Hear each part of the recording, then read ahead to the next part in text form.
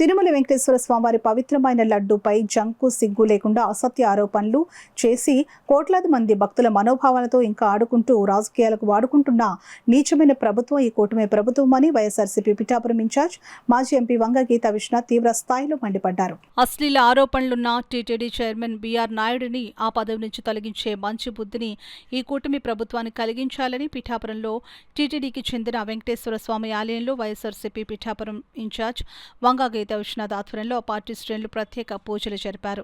అశ్లీల ఆరోపణలున్నా ఇంకా పదవికి స్వచ్ఛందంగా రాజీనామా చేయని బీఆర్ నాయుడు అతడిపై చర్యలు తీసుకోకుండా కొమ్ము కాస్తూ భక్తుల మనోభావాలు దెబ్బతీసేలా కూటమి ప్రభుత్వం వ్యవహరిస్తోందంటూ ఆలయం ఎదుట నిరసన కార్యక్రమం చేపట్టారు.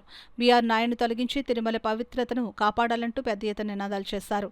ఈ సందర్భంగా party state executive council member Gandepalli Bobby, Pithapuram in charge Vanga Geetha Viswanath మీడియాతో మాట్లాడారు. కార్యక్రమంలో పార్టీ పిఠాపురం పట్టణ, మండల, కొత్తపల్లి మండల అధ్యక్షులు రావుల మాధవరావు, అడపారాకు, ఆనాల సుదర్శన్, పట్టణ అధ్యక్షురాలు సామరౌతు లలిత, జ్యోతుల భీముడు, బజ్జరామయ్య, కొత్తందత్తుడు, దాసు వెంకటేష్, బోనుదేవ, గండ్రెడ్డి రాము, వజ్రపు బాబీ తదితరులు పెద్ద ఎత్తున పాల్గొన్నారు. ఈ సందర్భంగా మనం చూసుకున్నట్లయితే ఈ కూటమి ప్రభుత్వం వచ్చినప్పటి నుంచి కూడా దేవాలయాల పవిత్రతను కాపాడడం లేదు, దేవాలయాల్లో ఏ కార్యక్రమం జరిగినా ప్రత్యేకమైన శ్రద్ధ తీసుకోవడం లేదు, జాగ్రత్త తీసుకోవడం లేదు, అక్కడ పవిత్రతను కాపాడడం లేదు.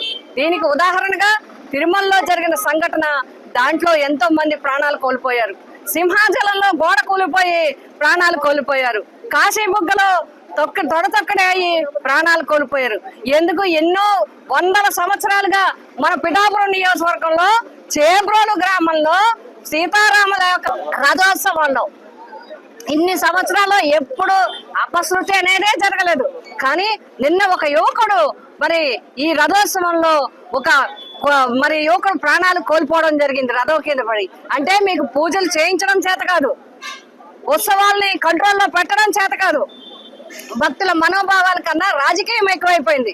ఎన్ని ఫ్లెక్సీలు పెట్టాము, ఎంత విధంగా ఉన్నామని తప్ప అక్కడ ఏ ఆలయానికి సంబంధించి ఆలయానికి ఆచారాలు అన్నిటినీ కూడా మంట కలిపే పరిస్థితుల్లో ఉంది కాబట్టే ఇంతమంది ప్రాణాలు కోల్పోతా ఉన్నారు.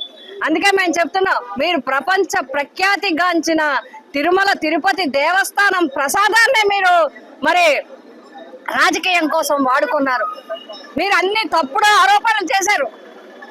జంతు కొవ్వుల దగ్గర నుంచి అన్ని రకాలు బాధ్యతాయుతమైన పదవుల్లో ఉన్న వాళ్ళు కూడా బాధ్యతారాహిత్యంగా అనేక ఆరోపణలు చేసి ప్రసాదానికి మలినం అంటగట్టారు.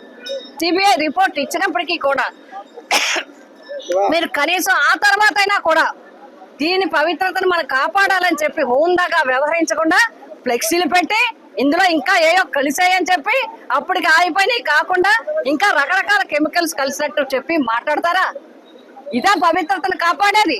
ఇదా రాష్ట్రంలో బాధ్యత వహించేది? ఈ విధంగా నా భక్తుల మనోభావాలను మీరు మరి దెబ్బతీసే విధంగా చేస్తున్నారు. ఇప్పుడు ఒక చైర్మన్ మీద మరి ఒక మహిళలకు సంబంధించిన విషయాలు ఆరోపణలు వచ్చినప్పుడు ముఖ్యమంత్రి గారే దీనికి అత్యంత ప్రతిష్టాత్మకమైన దేవాలయం కాబట్టి ఇటువంటి ఆరోపణలు ఉన్న వ్యక్తిని తక్షణం పక్కకి తొలగించాల్సిన బాధ్యత ఈ ప్రభుత్వం మీద ఉంది. అది కూడా చేయకుండా వారినే వెంట పెట్టుకుని తిరుమలలో తిరగటము, తిరుమల కార్యక్రమాల్లో పాల్గొనడం చూస్తుంటే ప్రజలంటే గౌరవం లేదు, దేవుడంటే భయం లేదు, భక్తి లేకడని కనబడతా ఉంది.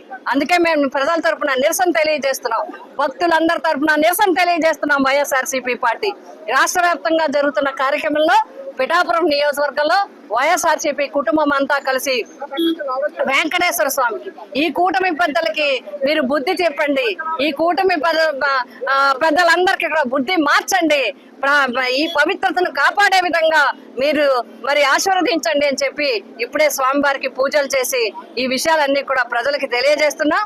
తక్షణం ఈ ప్రభుత్వం, మా డిమాండ్ ఒకటే, తక్షణం ఈ మా చైర్మన్ గారు తక్షణం నైతిక బాధ్యత వహించి రాజీనామా చేయాలి, లేదంటే ఈ ప్రభుత్వం వెంటనే వారిని పదవి నుంచి తొలగించాలి.